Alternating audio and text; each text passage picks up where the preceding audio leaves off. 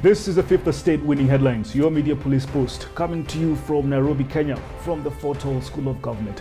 In this segment, we summarize some of the headlines that you may have missed this morning, but we also take a look at some of the political pieces that we call cartoons in this country. Today is the 17th of August 2020, and I am Tuam. I'm JM. And I am DM. Let's take a look at today's headlines on the Daily Nation. Uhuru, Raila, Moi team up for 2022. The Standard. Boost for Uhuru, Raila and Cash Rao. And finally, the Star, Kagwe, how I'll dismantle Afia House cartels. Where shall we start? Perhaps with the money? Yes, the Cash Rao. Absolutely. And there seems to be an injection, direct injection for Raila and Uhuru. Boost for Uhuru, Raila in Cash Rao. Yep. Now, the governors have decided to support the proposal by nominated Senator Petronilla Were that counties continue with the expired second-generation formula to share about 316 billion until they receive an additional 31.5 billion shillings from the exchequer. Now, this formula differs from that which was adopted, and it was for Senator Mithika Linturi and has the backing of Deputy President William Ruto. Now, if you may not know, now you know that some senators were arrested by DCI today. Some of them were arrested at night, some of them were arrested this morning. And they were arrested by DCI, and they claim that it is a deep state that is trying to stifle democracy. The big Let bad me tell you what, mysterious. there's probably no correlation between the vote this week, the formula debate, and those arrests. If the state decides to arrest now, as opposed to a week ago, it is totally within their purview to do that. It is their privilege to arrest when they deem necessary, when they deem fit. But it does mean that they have a case to answer. Maybe it's a case to do with some COVID money. Maybe it's a case to do with some other irregularities financially or otherwise. Is that an insinuation you're making? I don't know. The state will tell us. The way I see it. Prof tweeted that some of these senators are mokoras and some of them are symptomatic. So you just probably right. The way I see it, the deep state, yes, could be devious, but I doubt it is stupid. Because it is quite foolhardy to make arrests at this time, or that would look this obvious. So something there doesn't add up. But then also, what I'd like to say about this row, as the Standard is calling it, I think it's a game between two types of senators. There are these senators that are, let me call them greenhorns or novices. And then there's this other camp that is very seasoned.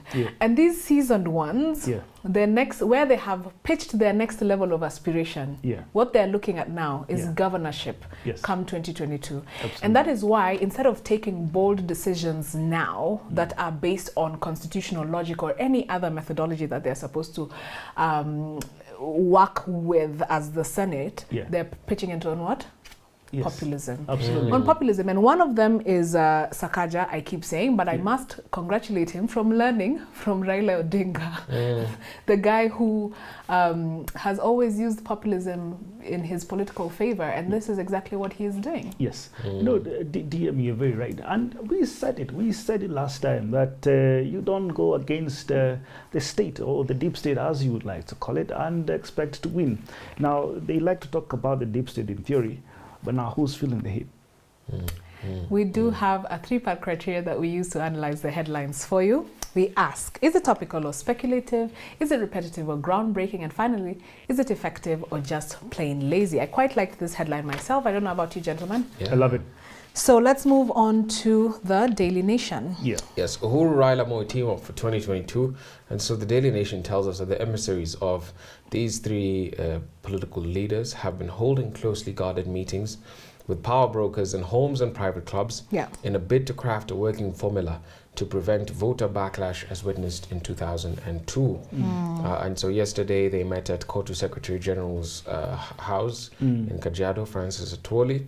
And they also say that they've been burning the midnight oil to craft a succession formula.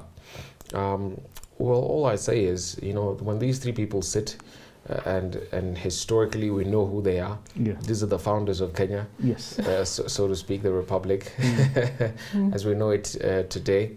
And they represent ethnically 54% of this country. Absolutely. So this is a dynastical conversation. And really, when they sit, they will determine the direction that the country will head into. No, that's the long and short of it. JM, when you do the math from registered voters right now, 2019 IEBC registered voters list, Gema is about 5.6 million registered voters. The Lui is about 2.3. Kalenjin is about 2.2. Let me tell you, and you're right, 54% of the country. And Prof likes to say this, if the Kikuyus, the Luos, and a section of the Luyas come together, or if Uhuru and Raila come together, who can win against them? I was actually even saying the Kalenjins, as represented by Gideon Moi. And eventually it might come to that. I don't know. I'm not convinced. I saw DMs. Maybe he'll bring a total of 20 people to the coalition. In the Star, we are told that Kagwe wants to dismantle the Afya House cartels, and the Star got this from an exclusive interview that they held with the CS. And what Kagwe said is that he admitted that there are some powerful faceless cartels in the Ministry of Health. And the second thing is that he promised to dismantle them. And he has even so far transferred 60 senior officials from the ministry to weaken the gang's grip. And he has also invited the DCI and the EACC to probe other top officials there. What can we say? Great, good job. I think if Kagwe really is serious about it and he does dismantle these cartels, this is going to be the big one for him. Forget COVID-19, because the Ministry of Health is one of those ministries where, if indeed money is retained and not extracted, the results are tangible. You know, we will be seeing improvements in our hospitals, we'll be getting treatment, or universal healthcare will be realized in its totality. So if he actually does, and I mean, I'm cheering him on, and if he actually succeeds in doing this, that is great. I hope he's just not clearing the way for other extraction to happen, even if the extraction is by him himself. I'm doubtful that he will succeed in dismantling the cartels. I'm really jaded about fighting corruption. It doesn't quite succeed. The system is bigger than one or two individuals. Unfortunately, I'm sure there's a lot of Kenyans who echo your thoughts. So what do we think about the headline itself? I think we threw it. Not particularly inspiring. I think all of them are not inspiring today, except, well, two of them. The Standard is quite good, I think. What do you guys think? I agree. Standard wins. So the Standard gives us the winning headline. And onto the political pieces that we call cartoons.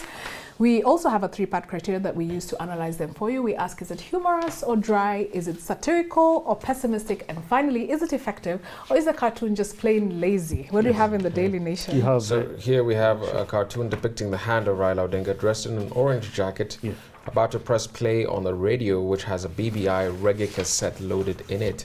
And the relevance there is that he's been saying the referendum will happen before the 2022 general election. It's on course. It is unstoppable. Yes. To him, you're always saying when Baba says something will happen, it will happen. It's going to happen. However, when he says he'll win a presidential election, it has never happened. Well, because now he's going against the system. So the long and short of this is that reggae has not been stopped and the BBI will happen. It will happen. Okay.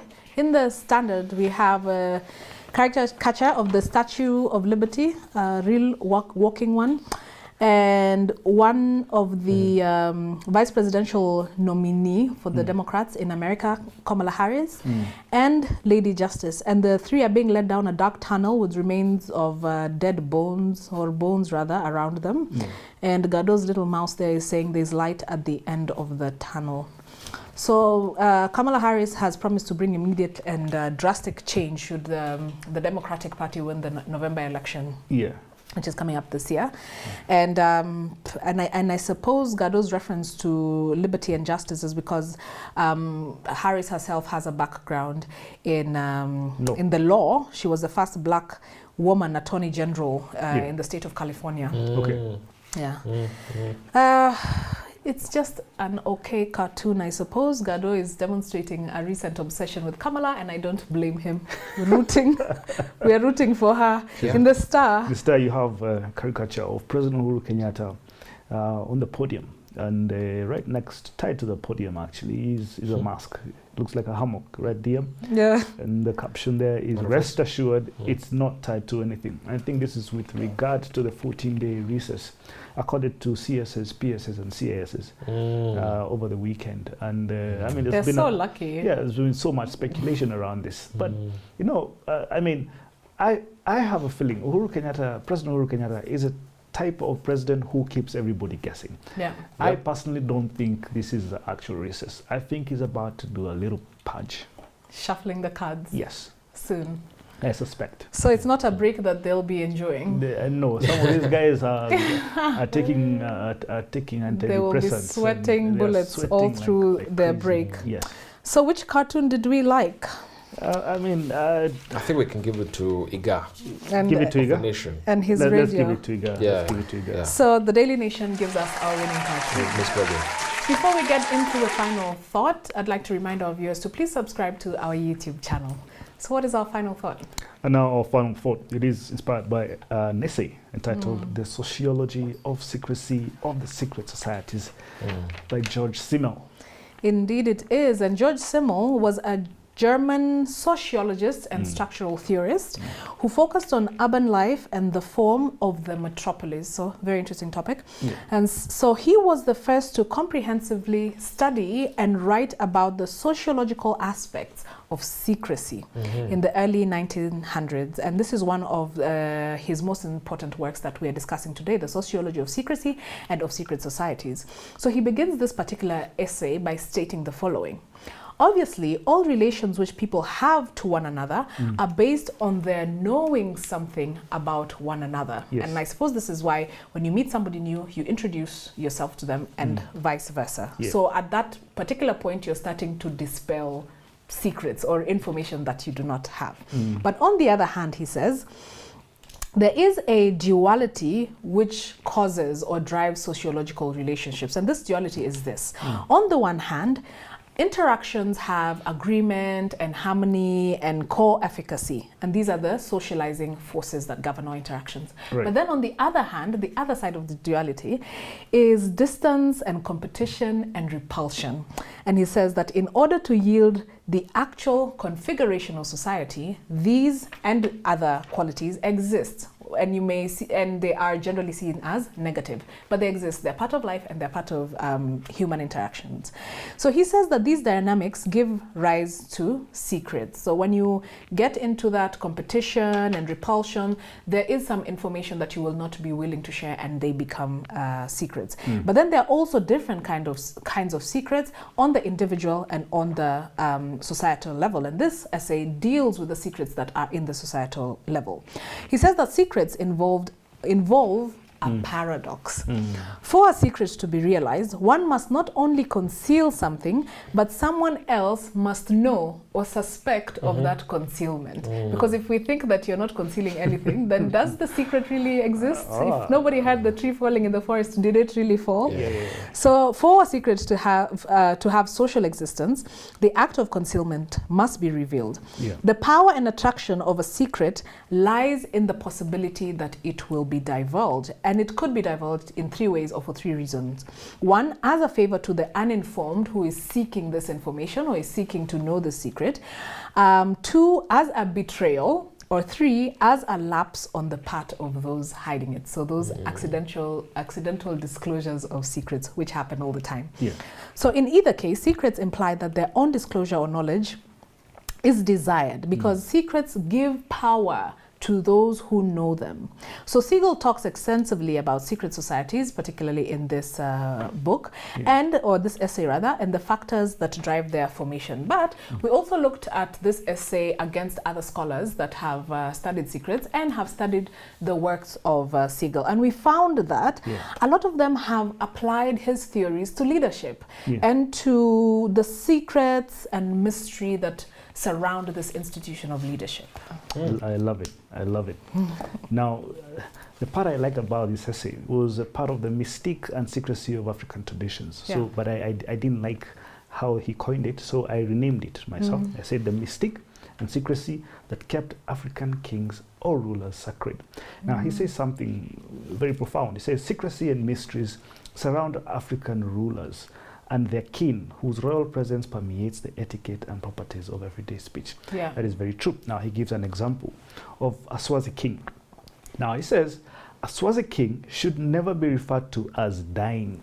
And this is because kinship is immortal, and so is who is occupying it. Yeah. Second thing, he says, a king should also not be said to have married his ritual wives. Right? It is meant to be that the wives are married to the nation as a whole. So they're community wives. They're community wives. Now, the third thing he says is that the king's sons, although biologically his, are often referred to as those of the nation. Even the sons are for the nation. Sons of the nation. Yes. But this is because, all right, preserving a public secret that the king has an heir makes the king appear mortal. Now, the king, as always, must appear immortal. Now, when I was reading this, I remembered back in the late 1970s, not because I was alive, because of history. There's a man who was called Charles Jonjo. He made one statement once that killed the Change Constitution movement in the late 70s. And he said, whoever imagines the death of Jomo Kenyatta is equal to have committed treason, right? And now that thing killed the entire argument around the Kenyatta succession then. And you see, it's because the African then, probably even still now, whenever you hear someone doing succession politics and that kind of thing, it is trying to inherit someone who is alive.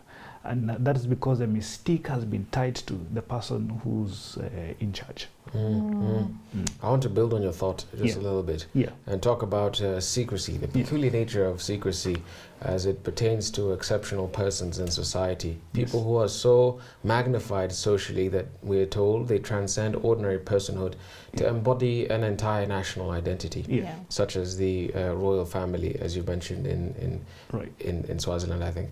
And a case in point here are rulers, so people like the Queen of Great Britain, prophets, people like Prophet of War, social persons with considerable supernatural as well as political powers whose very positions objectify them. They tend to be objectified by those positions.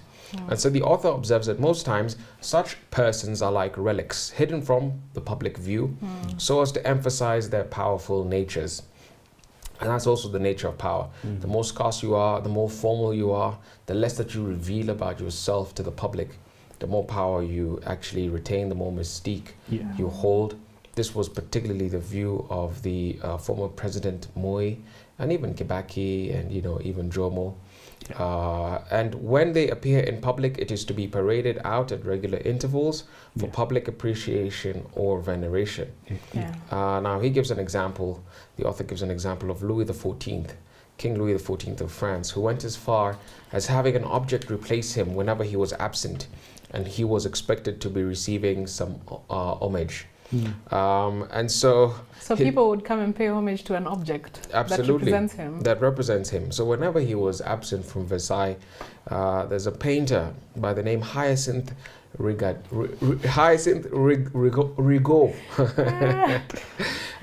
who painted a very famous portrait of him. And that portrait replaced him in the throne room. And whenever he was due to receive courtesies, the people would come and pay their courtesies to the painting in honor of him in his absence. Just to remind people, he is the king. He's in charge. He's in charge. And it also shows that he's omnipresent, right? Yes. Like there's an article that represents him, meaning that people should realize that he's still in the room. And recognize his presence. And I think that's part of the reason we have presidential portraits today in just about every public space that you get into. The president is always watching. always there somehow. Incidentally, today's final quote is from George Orwell, 1984, always watching. If you want to keep a secret, you must also hide it from yourself. So on a day where we had a winning headline from The Standard and a winning cartoon from the Daily Nation, please don't forget to subscribe to our YouTube channel. We're also on your TV screens on Pang Free-to-Air, Star Times, and GoTV. Have a good evening and see you tomorrow.